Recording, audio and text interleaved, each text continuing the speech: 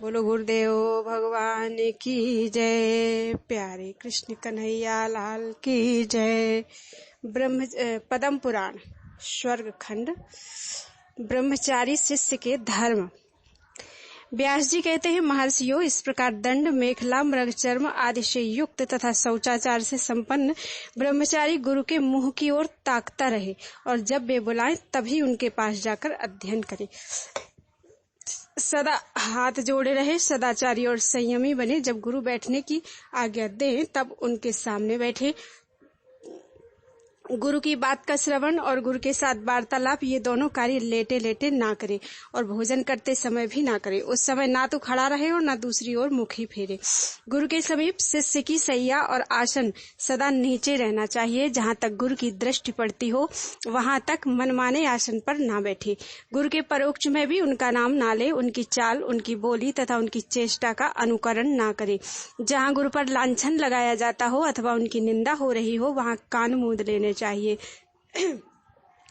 अथवा वहां से अन्यत्र हट जाना चाहिए। दूर खड़ा होकर क्रोध में भरकर अथवा स्त्री के समीप रहकर गुरु की पूजा ना करे।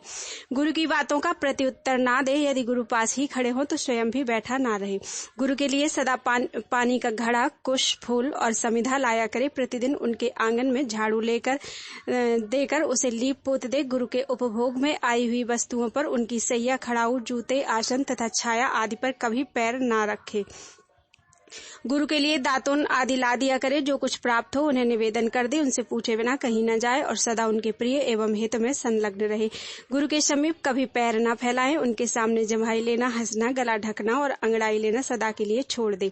समय अनुसार गुरु से जब तक कि वे पढ़ाने से उदासीन न हो जाए अध्ययन ना करे। गुरु के पास नीचे बैठे एकाग्र चित्त से उनकी सेवा में लगा रहे। गुरु के आसन, सैया और सवारी पर कभी न बैठे। गुरु यदि दौड़ते हो तो उनके पीछे पीछे स्वयं भी दौड़े।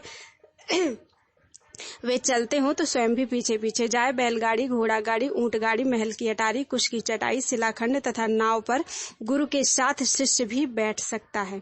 शिष्य को सदा जितेंद्रिय, जितात्मा, क्रोधहीन और पवित्र रहना चाहिए। वह सदा मधुर और हितकारी वचन बोले। चंदन, माला, स्वाद, श्रृंगार, शीपी, प्राणियों की हिंसा, तेल की मालिश, सुरमा, शरबत आदि पेय, छत्र धारण, काम, लोभ, भय, निद्रा, गाना बजाना, दूसरों को फटकारना, किसी पर लांछन लगाना, स्त्री की ओर देखना, उसका स्पर्श करना, दूसरे का घात करना तथा चुगली खाना, इन दोषों का यत्नपूर्वक परित्याग करे।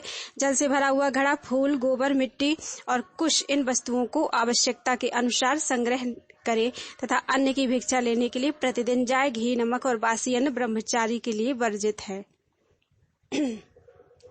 वह कभी नृत्य ना देखे, सदा संगीत आदि से निष्प्रह रहे, न सूर्य की ओर देखे, न दातून करे। उसके लिए स्त्रियों के साथ एकांत में रहना और शूद्र आदि के साथ वार्तालाप करना भी निषिद्ध है। वह गुरु के उच्छिष्ट औषध और अन्न का स्वेच्छा से उपयोग ना करे। ब्राह्मण गुरु के परित्याग का किसी तरह विचार भी मन में ना लाए। यदि मोह या लोभवश वह उन्हें त्याग दे तो पतित हो जाता है। जिनसे लौकिक, वैदिक तथा आध्यात्मिक ज्ञान प्राप्त किया जाता है उन गुरुदेव से कभी द्रोह ना करे। गुरु यदि घमंडी, कर्तव्य अकर्तव्य को ना जानने वाला और कुमार्गामी हो तो मनु जी ने उसका त्याग करने का आदेश दिया है। गुरु के गुरु समीप आ जाएं तो उनके प्रति भी गुरु की ही भांति बर्ताव करना चाहिए। नमस्कार करने के पश्चात जब वे गुरु जी आज्ञा दें तब आकर अपने गुरुओं को प्रणाम करना चाहिए। जो विद्या गुरु हों उनके प्रति भी यही बर्ताव करना चाहिए। जो योगी हों, जो अधर्म से रोकने और हित का उपदेश करने वाले हों, उनके प्रति भी सदा गुरुजनोचित बर्ताव करना चाहिए। गुरु के पुत्र, गुरु की पत्नी तथा गुरु के बंधु बांधवों के साथ भी सदा अपने गुरु के समान ही बर्ताव करना उचित है। इससे कल्याण होता है। बालक अथवा शिष्य यज्ञ कर्म में माननीय पुरुषों का आदर करे। यदि गुरु का पुत्र भी पढ़ाए तो गुरु के समान ही सम्मान पाने का अधिकारी है। किंतु गुरुपुत्र के शरीर दबाने, नहलाने, उच्छिष्ट भोजन करने तथा चरण धोने आदि का कार्य ना करे। गुरु की स्त्रियों में जो उनके समान वर्ण की हो उनको गुरु की भांति सम्मान करना चाहिए तथा जो समान वर्ण की ना हो उनका अभ्युत्थान और प्रणाम आदि के द्वारा ही सत्कार करना चाहिए। गुरु पत्नी के प्रति तेल लगाने, नहलाने, शरीर दबाने और केशों का श्रृंगार आदि करने की सेवा सेवा ना करे। यदि गुरु की स्त्री युवती हो तो उसका चरण स्पर्श करके प्रणाम नहीं करना चाहिए, अपितु मैं अमुक हूँ यह कहकर पृथ्वी पर ही मस्तक टेकना चाहिए। सत्पुरुषों के धर्म का निरंतर स्मरण करने वाले शिष्य को उचित है कि वह बाहर से आने पर प्रतिदिन गुरु पत्नी का चरण स्पर्श एवं प्रणाम करे। मौसी, मामी, सास, बुआ ये सब गुरु पत्नी के समान है, अतः गुरु पत्नी की भांति इनका भी आदर करना चाहिए। अपने बड़े भाइयों की सवर्ण स्त्रियों का प्रतिदिन चरण स्पर्श करना उचित है। परदेश से आने पर अपने कुटुंबी और संबंधियों की सभी श्रेष्ठ स्त्रियों के चरणों में मस्तक झुकाना चाहिए। बुआ, मौसी तथा बड़ी बहन के साथ माता की ही भांति बर्ताव करना चाहिए। इन सब की अपेक्षा माता का गौरव अधिक है। जो इस प्रकार सदाचार से संपन्न, अपने मन को वश में रखने वाला और दंभहीन शिष्य हो, उसे प्रतिदिन वेद, धर्मशास्त्र और पुराणों का अध्ययन करना चाहिए। जब शिष्य साल भर तक गुरुकुल में निवास कर ले और उस समय तक गुरु से ज्ञान का उपदेश ना करे तो वह अपने पास रहने वाले शिष्य के सारे पापों को हर लेता है। आचार्य का पुत्र, सेवा परायण, ज्ञान देने वाला, धर्मात्मा, पवित्र, शक्तिशाली, अन्न देने वाला, पानी पिलाने वाला, साधु पुरुष और अपना शिष्य, ये 10 प्रकार के पुरुष धर्मतः पढ़ाने के योग्य हैं। कृतज्ञ, द्रोह न रखने वाला, मेधावी, गुरु बनाने वाला, विश्वास पात्र और प्रिय, ये 6 प्रकार के द्विज विधि पूर्वक अध्ययन कराने के योग्य हैं। शिष्य आचमन करके संयमशील हो, उत्तराभिमुख बैठकर प्रतिदिन स्वाध्याय करे, गुरु के चरणों में प्रणाम करके उनका मुंह जो होता रहे। जब गुरु कहें सौम्य आओ पढ़ो, तब उनके पास जाकर पाठ पढ़े, और जब वे कहें कि अब पाठ बंद करना चाहिए तब पाठ बंद कर दे। अग्नि के पूर्व आदि दिशाओं में कुश बिछाकर उनकी उपासना करे। 3 प्राणायामों से पवित्र होकर ब्रह्मचारी ओमकार के जप का अधिकारी होता है। ब्राह्मणों, विप्र को अध्ययन के आदि और अंत में भी विधि पूर्वक प्रणव का जप करना चाहिए। प्रतिदिन पहले वेद को अंजलि देकर उसका अध्ययन कराना चाहिए। वेद संपूर्ण भूतों के सनातन नेत्र हैं, अतः प्रतिदिन उनका अध्ययन करे, अन्यथा वह ब्राह्मणत्व से गिर जाता है। जो नित्य प्रति ऋग्वेद का अध्ययन करता है वह दूध की आहुति से, जो यजुर्वेद का पाठ करता है वह दही से, जो सामवेद का अध्ययन करता है वह घी की आहुतियों से, तथा जो अथर्ववेद का पाठ करता है वह सदा मधु से देवताओं को तृप्त करता है। उन देवताओं के समीप नियम पूर्वक नित्य कर्म का आश्रय ले वन में जाकर एकाग्रचित होकर गायत्री का जप करे। प्रतिदिन अधिक से अधिक 1000, मध्यम स्थिति में 100 अथवा कम से कम 10 बार गायत्री देवी का जप करना चाहिए। यह जप यज्ञ कहा गया है। भगवान ने गायत्री और वेदों को तराजू पर रखकर तौला था। एक ओर चारों वेद थे और एक ओर केवल गायत्री मंत्र। दोनों का पलड़ा बराबर रहा। द्विज को चाहिए कि वह श्रद्धालु एवं एकाग्रचित्त होकर पहले ओमकार का और फिर व्याहृतियों का उच्चारण करके गायत्री का उच्चारण करे। पूर्व काल में भूः, भुवः और स्वः ये 3 सनातन महाव्याहृतियां उत्पन्न हुई, जो सब प्रकार के अमंगल का नाश करने वाली हैं। ये तीनों व्याहृतियां क्रमशः प्रधान पुरुष और काल का, विष्णु, ब्रह्मा और महादेव जी का तथा सत्वगुण, रजोगुण और तमोगुण का प्रतीक मानी गई है। पहले ओम, उसके बाद ब्रह्म तथा उसके पश्चात गायत्री मंत्र। इन सबको मिलाकर यह महायोग नामक मंत्र बनता है, जो सार से भी सार बताया गया है। जो ब्रह्मचारी प्रतिदिन इस वेदमाता गायत्री का अर्थ समझकर जप करता है वह परम गति को प्राप्त होता है। गायत्री वेदों की जननी है। गायत्री संपूर्ण संसार को पवित्र करने वाली है। गायत्री से बढ़कर दूसरा कोई जपने योग्य मंत्र नहीं है। यह जानकर मनुष्य मुक्त हो जाता है। द्विजवरों, आषाढ़, श्रावण और भादों की पूर्णिमा को वेदों का उपाकर्म बताया गया है, अर्थात उक्त तिथि से वेदों का स्वाध्याय प्रारंभ किया जाता है। जब तक सूर्य दक्षिणायन के मार्ग पर चलते हैं तब तक अर्थात 4.5 महीने प्रतिदिन पवित्र स्थान में बैठकर ब्रह्मचारी एकाग्रता पूर्वक वेदों का स्वाध्याय करे। तत्पश्चात द्विज पुष्यन छत्र में घर के बाहर जाकर वेदों का उत्सर्ग स्वाध्याय की समाप्ति करे। शुक्ल पक्ष में प्रातःकाल और कृष्ण पक्ष के संध्या के समय वेदों का स्वाध्याय करना चाहिए। वेदों का अध्ययन अध्यापन प्रयत्न पूर्वक अभ्यास करने वाले पुरुष को नीचे लिखे अनध्यायों के समय सदा ही अध्ययन बंद कर देना चाहिए। यदि रात में ऐसी तेज हवा चले जिसकी सनसनाहट कानों में गूंज उठे तथा दिन में धूल उड़ाने वाली आंधी चलने लगे तो अनध्याय होता है। यदि बिजली की चमक, मेघों की गर्जना, वृष्टि तथा महान उल्कापात हो तो प्रजापति मनु ने अकालिक अनध्याय बताया है। ऐसे अवसरों पर उस समय से लेकर दूसरे दिन उसी समय तक अध्ययन रोक देना उचित है। यदि अग्निहोत्र के लिए अग्नि प्रज्वलित करने पर इन उत्पातों का उदय जान पड़े तो वर्षा काल में अनध्याय समझना चाहिए तथा वर्षा से भिन्न ऋतु में यदि बादल दिख भी जाएं तो अध्ययन रोक देना चाहिए।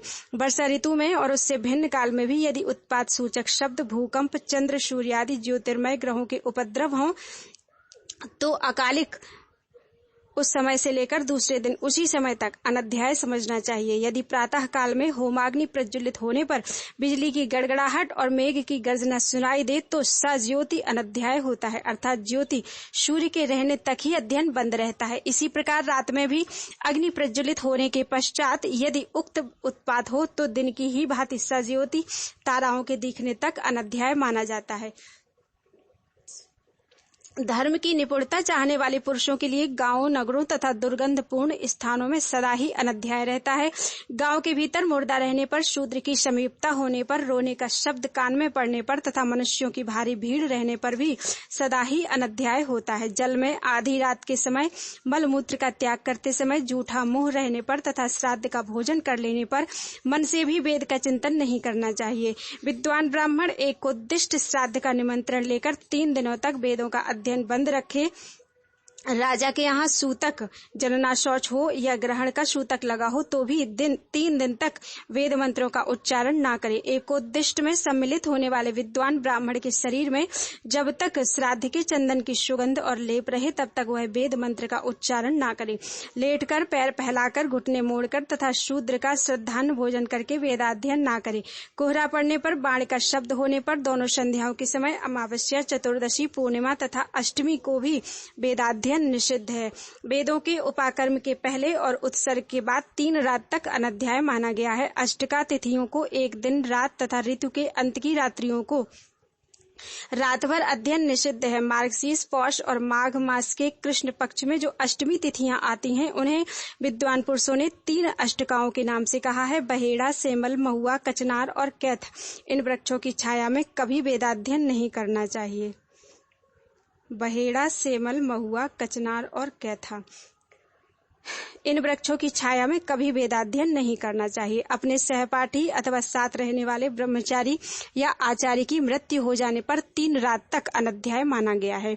ये अवसर वेदपाठी ब्राह्मणों के लिए छिद्र रूप है, अतः अनध्याय कहे गए हैं। इनमें अध्ययन करने से राक्षस हिंसा करते हैं, अतः इन अनध्यायों का त्याग कर देना चाहिए। नित्य कर्म में अनध्याय नहीं होता।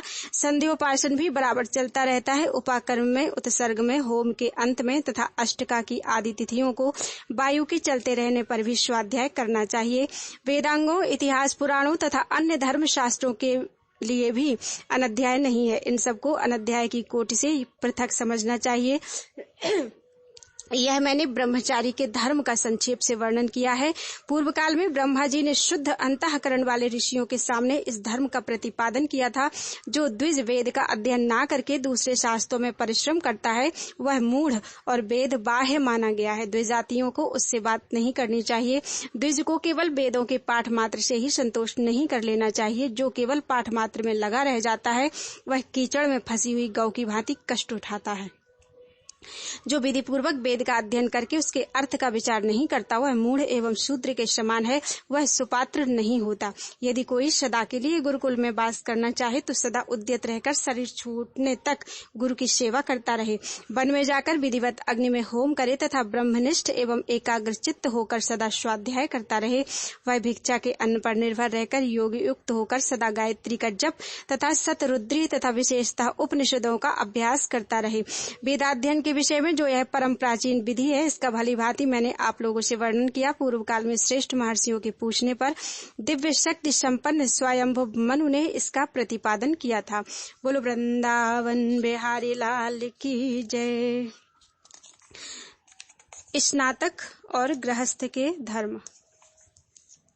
स्नातक और गृहस्थ के धर्मों का वर्णन। व्यास जी कहते हैं, ब्राह्मणों श्रेष्ठ ब्रह्मचारी अपनी शक्ति के अनुसार 1, 2, 3 अथवा 4 वेदों का तथा वेदांगों का अध्ययन करके उनकी अर्थ को भली भांति हृदयंगम करके ब्रह्मचर्य व्रत की समाप्ति का स्नान करे। गुरु को दक्षिणा रूप में धन देकर उनकी आज्ञा लेकर स्नान करना चाहिए। व्रत को पूरा करके मन को काबू में रखने वाला समर्थ पुरुष स्नातक होने के योग्य है। वह बांस की छड़ी, अधोवस्त्र तथा उत्तरीय यानी चादर धारण करे। एक जोड़ा यज्ञोपवीत और जल से भरा हुआ कमंडल धारण करे। बाल और नख कटाकर स्नान आदि से शुद्ध होकर उसे छाता, साफ पगड़ी, खड़ाऊं या जूता तथा सोने के कुंडल धारण करने चाहिए। ब्राह्मण सोने की माला के सिवा दूसरी कोई लाल रंग की माला ना धारण करे। वह सदा श्वेत वस्त्र पहने, उत्तम गंध का सेवन करे और वेशभूषा ऐसी रखे जो देखने में प्रिय जान पड़े। धन रहते हुए फटे और मैले वस्त्र ना पहने। अधिक लाल और दूसरे के पहने हुए वस्त्र, कुंडल, माला, जूता और खड़ाऊं को अपने काम में ना लाए। यज्ञोपवीत आभूषण, कुश और काला मृग चर्म, इन्हें अपशव्य भाव से ना धारण करे। अपने योग्य स्त्री से विधि पूर्वक विवाह करे। स्त्री शुभ गुणों से युक्त, रूपवती, सुलक्षणा और योनिगत दोषों से रहित होनी चाहिए। माता के गोत्र में जिसका जन्म हुआ हो, जो अपने गोत्र में उत्पन्न ना हुई हो तथा उत्तम शील और पवित्रता से युक्त हो, ऐसी भार्या से ब्राह्मण विवाह करे। जब तक पुत्र का जन्म ना हो तब तक केवल ऋतुकाल में स्त्री के साथ समागम करे। इसके लिए शास्त्रों में जो निषिद्ध दिन है उनका यत्न पूर्वक त्याग करे। षष्ठी, अष्टमी, पूर्णिमा, द्वादशी तथा चतुर्दशी ये तिथियां स्त्री समागम के लिए निषिद्ध हैं। उक्त नियमों का पालन करने से गृहस्थ भी सदा ब्रह्मचारी ही माना जाता है। विवाह काल की अग्नि को सदा स्थापित रखे और उसमें अग्नि देवता के निमित्त प्रतिदिन हवन करे। स्नातक पुरुष इन पावन नियमों का सदा ही पालन करे। अपने वर्ण और आश्रम के लिए विहित वेदोक्त कर्म का सदा आलस्य छोड़कर पालन करना चाहिए। जो नहीं करता वह अत्यंत भयंकर नरकों में पड़ता है। सदा संयमशील रहकर वेदों का अभ्यास करे। पंच महायज्ञों का त्याग ना करे। गृहस्थोचित समस्त शुभ कार्य और संध्योपासन करता रहे। अपने समान तथा अपने से बड़े पुरुषों के साथ मित्रता करे। सदा ही भगवान की शरण में रहे। देवताओं के दर्शन के लिए यात्रा करे तथा पत्नी का पालन पोषण करता रहे। विद्वान पुरुष लोगों में अपने किए हुए धर्म की प्रसिद्धि ना करे तथा पाप को भी ना छिपाए। संपूर्ण प्राणियों पर दया करते हुए सदा अपने हित का साधन करे। अपनी वय, कर्म, धन, विद्या, उत्तम कुल, देश, वाणी और बुद्धि के अनुरूप आचरण करते हुए सदा विचरण करता रहे। श्रुतियों और स्मृतियों में जिसका विधान हो तथा साधु पुरुषों ने जिसका भली भांति सेवन किया हो, उसी आचार का पालन करे। अन्य कार्यों के लिए कदापि चेष्टा ना करे। जिसका उसके पिता ने अनुसरण किया हो तथा जिसका पितामहों ने किया हो, उसी वृत्ति से वह भी सत्पुरुषों के मार्ग पर चले। उसका अनुसरण करने वाला पुरुष दोष का भागी नहीं होता। प्रतिदिन स्वाध्याय करे। सदा यज्ञोपवीत धारण किए रहे तथा सर्वदा सत्य बोले। क्रोध को जीते और लोभ मोह का परित्याग कर दे। गायत्री का जप तथा पितरों का श्राद्ध करने वाला गृहस्थ मुक्त हो जाता है। माता पिता के हित में संलग्न, ब्राह्मणों के कल्याण में तत्पर, दाता, याज्ञिक और वेदभक्त गृहस्थ ब्रह्मलोक में प्रतिष्ठित होता है। सदा ही धर्म, अर्थ एवं काम का सेवन करते हुए प्रतिदिन देवताओं का पूजन करे और शुद्ध भाव से उनके चरणों में मस्तक झुकाए। बलि वैष्णदेव के द्वारा सबको अन्न का भाग दे। निरंतर क्षमा भाव रखे और सब पर दया भाव बनाए रहे। ऐसे पुरुष को ही गृहस्थ कहा गया है। केवल घर में रहने से कोई गृहस्थ नहीं हो सकता। क्षमा, दया, विज्ञान, सत्य, दम, शम, सदा आध्यात्म चिंतन तथा ज्ञान ये ब्राह्मण के लक्षण हैं। श्रेष्ठ ब्राह्मण को उचित है कि वह विशेषतः इन गुणों से कभी च्युत न हो। अपनी शक्ति के अनुसार धर्म का अनुष्ठान करते हुए निंदित कर्मों को त्याग दे। मोह रूपी कीचड़ को धोकर परम उत्तम ज्ञान योग को प्राप्त करके गृहस्थ पुरुष संसार बंधन से मुक्त हो जाता है। इसमें अन्यथा विचार नहीं करना चाहिए। निंदा, पराजय, आक्षेप, हिंसा, बंधन और वध तथा दूसरों के क्रोध से उत्पन्न होने वाले दोषों को सह लेना क्षमा है। अपने दुख में करुणा तथा दूसरे के दुख में सौहार्द, स्नेहपूर्ण सहानुभूति के होने को मुनियों ने दया कहा है, जो धर्म का साक्षात साधन है। छहों अंग, चारों वेद, मीमांसा, विस्तृत न्याय, शास्त्र, पुराण और धर्मशास्त्र ये 14 विद्याएं हैं। इन 14 विद्याओं को यथार्थ रूप से धारण करना, इसी को विज्ञान समझना चाहिए, जिससे धर्म की वृद्धि होती है। विधि पूर्वक विद्या का अध्ययन करके तथा धन का उपार्जन कर धर्म कार्य का अनुष्ठान करे, इसे भी विज्ञान कहते हैं। सत्य से मनुष्य लोक पर विजय पाता है। वह सत्य ही परम पद है।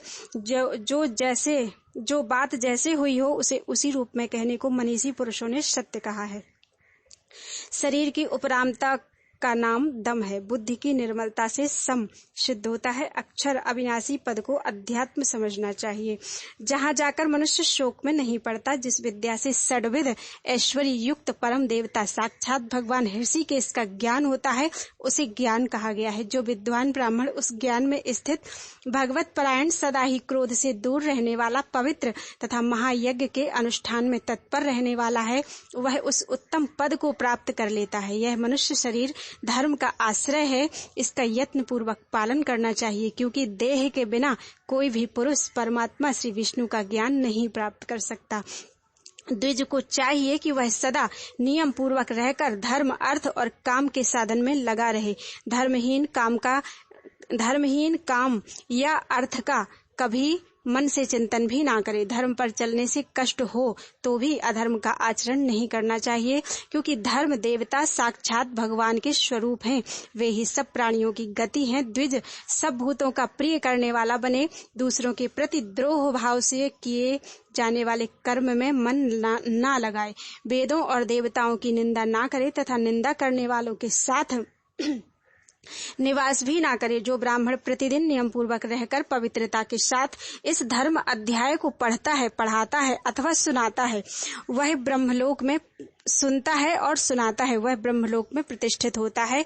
बोलो वृंदावन बिहारी लाल की जय।